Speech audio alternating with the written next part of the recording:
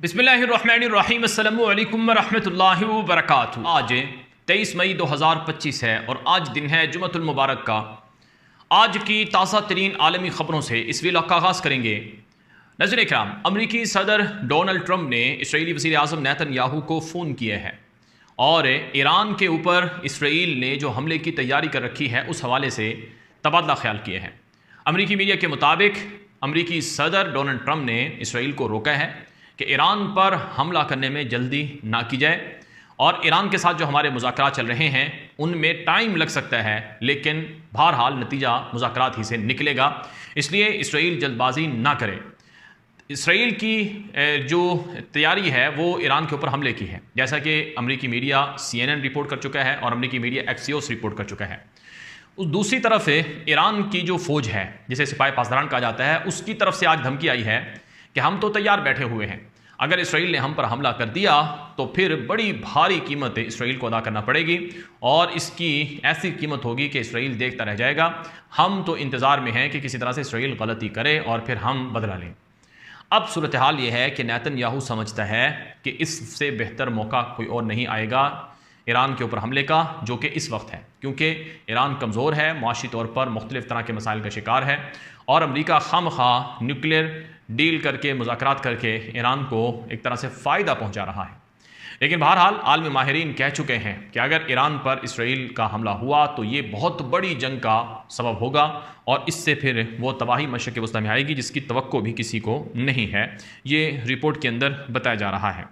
बहरहाल अब सूरत हाल ये है कि रूम के अंदर, इटली का जो शहर रूम है, वहाँ पर जुमे को आज और कल दो जो हैं दिन ये ख़ास तौर पर अहम हैं, क्योंकि मीटिंग हो रही है इसराइल के मोसाद एजेंसी के चीफ़ की अमरीकी सदर ट्रंप के नुमाइंदा खुसूसी बराए मशरिक़ वस्ता स्टीव विटकोफ से, और रिपोर्ट्स ये बता रही हैं कि इसराइल बार बार अमेरिका को बता रहा है कि इससे बढ़कर कोई मुनासिब मौका नहीं होगा कि हम हमला कर दें ईरान के ऊपर, जो कि इस वक्त हमारे पास है। तो ये मुतालबात किए जा रहे हैं अब इसराइल की तरफ से अमेरिका से। अब देखना यह है कि अमेरिका इसराइल की बात मानता है या नहीं मानता है। बहरहाल नाज़रीन क्या, अब बात कर लेते हैं आज की एक और बड़ी खबर की। चाइना अमेरिका का नंबर 1 दुश्मन है और चीन ने जो ताकत हासिल कर ली है इसका तोड़ अमेरिका के पास नहीं है। अगर अमेरिका ने चीन के ख़िलाफ़ तैयारियां ना की तो अमेरिका हर महाज पर चीन से हार सकता है। ये नाज़रीन किराम ऐलान किया है अमेरिका की खुफिया एजेंसी के नायब सरबराह ने। मेरे सामने इस वक्त एक तफसीली रिपोर्ट मौजूद है। इस तफसीली रिपोर्ट में जो अमरीकी नायब CIA चीफ़ है जिसका नाम मिशेल एलिस है, इसने ये बात कही है कि रूस अगरचे हमारे लिए एक बहुत बड़ा ख़तरा है और हमारे लिए एक बहुत बड़ा चैलेंज है, लेकिन रूस इंटेलिजेंस और मुख्तलिफ़ तरह की चीज़ों में वो हम पर आगे हो सकता है, लेकिन टेक्नोलॉजी में वो हम पर आगे नहीं है। लेकिन सबसे बड़ा ख़तरा अमेरिका के लिए चीन है, जो US कौमी सलामती के लिए बहुत बड़ा ख़तरा है और हमने जो उसका मुकाबला अब करना है वो ऐसे तरीक़ों से करना है जो इससे पहले हम कभी नहीं कर सके, यानी जो कभी हमें नौबत ही नहीं आई। मामला ये है नाज़रीन इकराम कि चीन के पास ऐसी टेक्नोलॉजी आ चुकी है जो अमेरिका के पास नहीं है या अमेरिका के पास उसका तोड़ नहीं है। इसमें कोई शक नहीं है कि अमेरिका दुनिया का बेहतरीन ताकतवर मुल्क है जिसके पास हर तरह के हथियार मौजूद हैं, हर तरह की टेक्नोलॉजी मौजूद है। लेकिन इस वक्त चीन और अमेरिका में जो टाकरा चल रहा है उसमें चीन का तोड़ अमेरिका के पास नहीं है। मसलन अभी 2 दिन पहले हमने आपको एक खबर दी थी कि दुनिया में अब ड्रोन की जंग चल रही है, यानी जिस मुल्क के पास ज़्यादा ड्रोन ताकतवर होगा या ड्रोन टेक्नोलॉजी होगी वही मुल्क दुनिया की मॉडर्न एज की जो जंगें हैं वो जीत सकता है। अब आज के दौर में जो ड्रोन टेक्नोलॉजी है वो अमेरिका की कमज़ोर है और चीन की ताकतवर है। वो कैसे कि अमेरिका ने यमन के अंदर अपने ताकतवर जंगी ड्रोन यमनी हूसियों के हाथों तबाह करवा लिए। आप जानते हैं MQ-9 रिपर ड्रोन कम से कम ऑफिशियली 7 अमेरिका खुद कहता है कि गिरे हैं और यमनी हूसी तो 23 MQ-9 ड्रोन जो हैं वो अमेरिका के तबाह करने का ऐलान करते हैं। एक ड्रोन की मालियत $30 मिलियन से भी ज़ायद की है।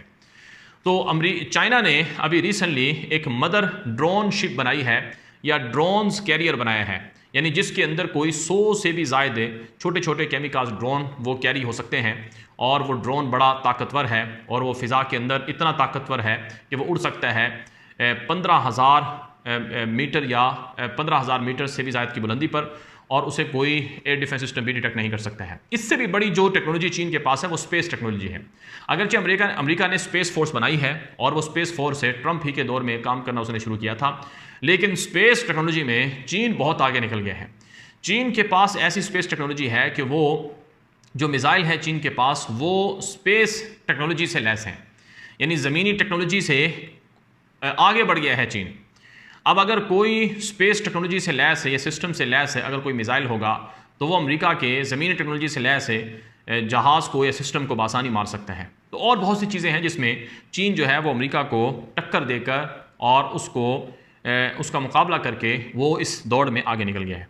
अब हालिया जो मंजरनामा है वो ताइवान के हवाले से बड़ा अहम है। खबरें ये आ रही हैं कि ताइवान पर अगर चीन कब्जा करेगा तो ना तो ताइवान चीन का मुकाबला कर सकता है और ना ही अमेरिका ताइवान की मदद के लिए चीन के मुकाबले में आ सकता है। अभी तक अमेरिका के साथ कोई जंग चीन ने लड़ी नहीं है, लेकिन चीन खामोशी से अमेरिका को पीछे धकेल रहा है, माशी शोबे में भी और अस्करी दिफाई शोबे में भी। बहरहाल अब बात कर लेते हैं ज़रा रूस और यूक्रेन की जंग की। मेरे सामने इस वक्त ताज़ा तरीन खबर आई है कि रूस ने अमेरिका के दिए गए जहाज़ों को और मिसाइल सिस्टम को यूक्रेन के अंदर तबाह करना, उड़ाना शुरू कर रखा है। खबर ये चली है कि रूस की तरफ से यूक्रेन के साथ जंगबंदी की कोई बातचीत अभी मज़ीद नहीं होगी, ये एक रिपोर्ट है। अगरचे अमेरिका ने बहुत कोशिश की है, ट्रंप ने बहुत कोशिश की है यूक्रेन और रूस के बीच सुलह के लिए, लेकिन जाहिर है जंग तभी बंद होगी जब दोनों पीछे हटेंगे। एक एक कदम पीछे हटना होगा दोनों को, यानी रूस और यूक्रेन दोनों को, लेकिन दोनों पीछे हटने को तैयार नहीं है। यूक्रेन कहता है कि जो हमारे इलाके रूस ने छीने हैं, जब तक वो वापस नहीं करेगा हम उसके साथ जंगबंदी नहीं करेंगे। रूस कहता है कि जो इलाके हमने फतह किए हैं, छीने हैं, ये हमारे हैं, हम इनको वापस नहीं करेंगे। हाँ, इसके अलावा अगर बातचीत जंगबंदी की है तो फिर हम तैयार हैं। अब मामला ये है कि हालात गड़बड़ हो गए हैं। रूस यूक्रेन को मार रहा है और यूक्रेन रूस को मार रहा है और दोनों मुल्कों का भारी नुकसान रोज़ाना हो रहा है। फौजी मर रहे हैं, आवाम मर रही है, शहरी इलाकों पर हमले हो रहे हैं और बहुत कुछ तबाही देखने को मिल रही है।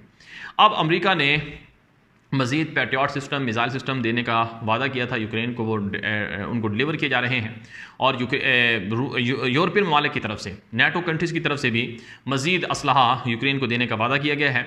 लेकिन इस सारे तनासुर में जाहिर है जब इन मुल्कों की तरफ से असलहा आएगा तो फिर जंग और बढ़ेगी और हालात और ख़राब होंगे। और ये जंग इतनी ख़तरनाक है कि इस जंग से बिलियंस ऑफ डॉलर यूक्रेन के तो तबाह हुए हैं, यूक्रेन तो कंगाल हुआ ही है।